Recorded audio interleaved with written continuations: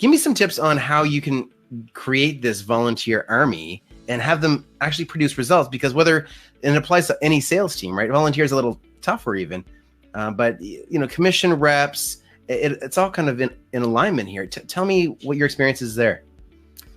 That's a really interesting question, because often when people get started, it's just kind of you throw everything up against the wall and you see what sticks. I would always suggest that you do look for the influencers, not necessarily people that are too successful. I say usually you hear six-figure income earners and above, things of that nature, but sometimes people are just too busy. Some people are just too hard to train.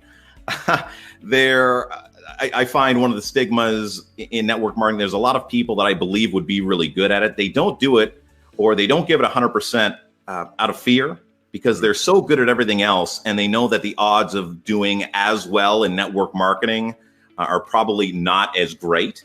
And they shy away from it. It's better just to say that they kind of did it a little bit and give it 100%, opposed to giving it 100% and just not making it. So look for people that are coachable. Look for people that are ambitious, that have strong networks. It's not to say that they have to be a really popular person. Do they know popular people? And depending on what type of network marketing business you're in, I mean, obviously looking for people that have like-minded type scenarios to pull from. So if you're all about vacationing, you're looking for other people that vacation, but that doesn't mean that you shouldn't be looking for people that don't necessarily like going on vacation, because they might know a whole bunch of people that like going on vacation. And then also just looking for people that you like spending your time around. I've always enjoyed building my business the second and third time around with people that I really like. When I first got started, I fell into that whole just throw everything up against the wall, and I kind of got what I got. Some people were my friends, some people weren't, and so what?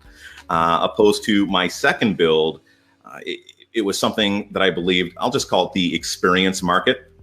That was my side gig, and which turned into my full-time gig. And to be able to reach out to people that I know I'd enjoy doing these things with, that's what made it so easy for me to share, because it was really coming from my heart. So I believe as long as you're coming from the heart, that's the type of person that you're going to want to work with. He's going to gravitate, or she's going to gravitate towards you. That's just the law of attraction.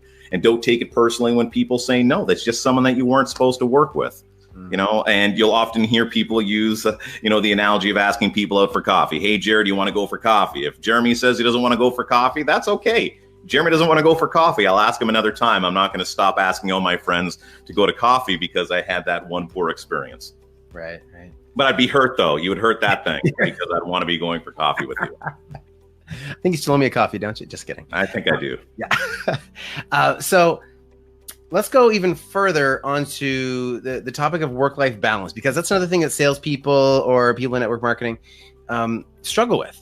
Because people want to, especially if you're commission-based on the sales side, you just want to keep going and going and going. And every moment you feel like you need to be on, especially if you're in a business development role, like in a network marketing company, where anybody could be your customer.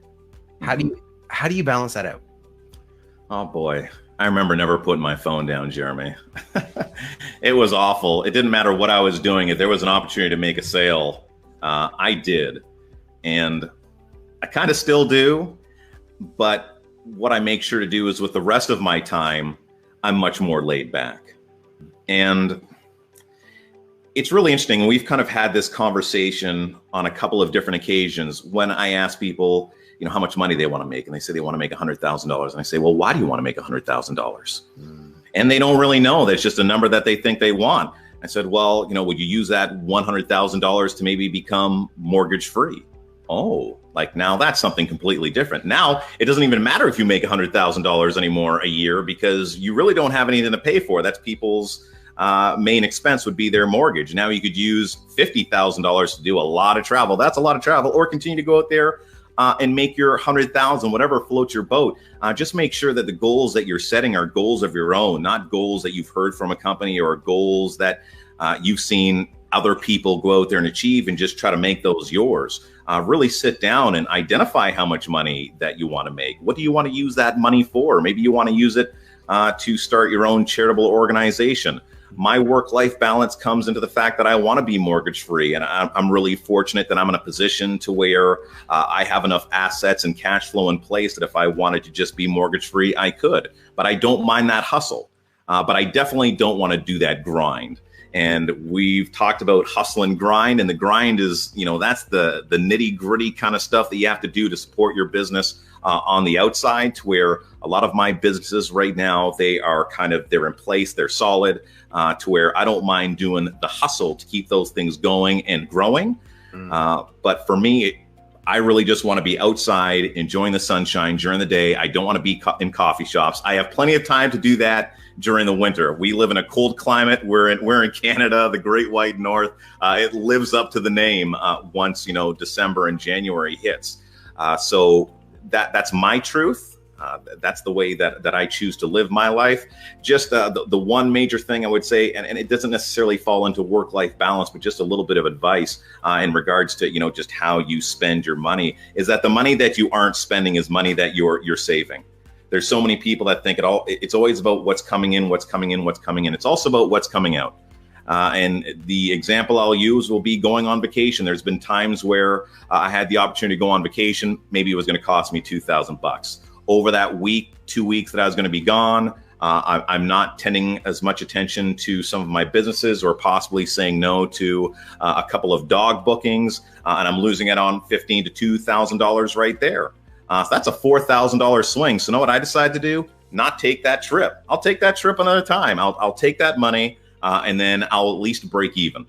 Know what I mean? Opposed to people that are always chasing their money. And a lot of people that are in network marketing or starting in network marketing, they're looking to make a little bit more money. Yep. That's something that I would suggest that they obviously look at. Be very careful of the money going out opposed to the money going in.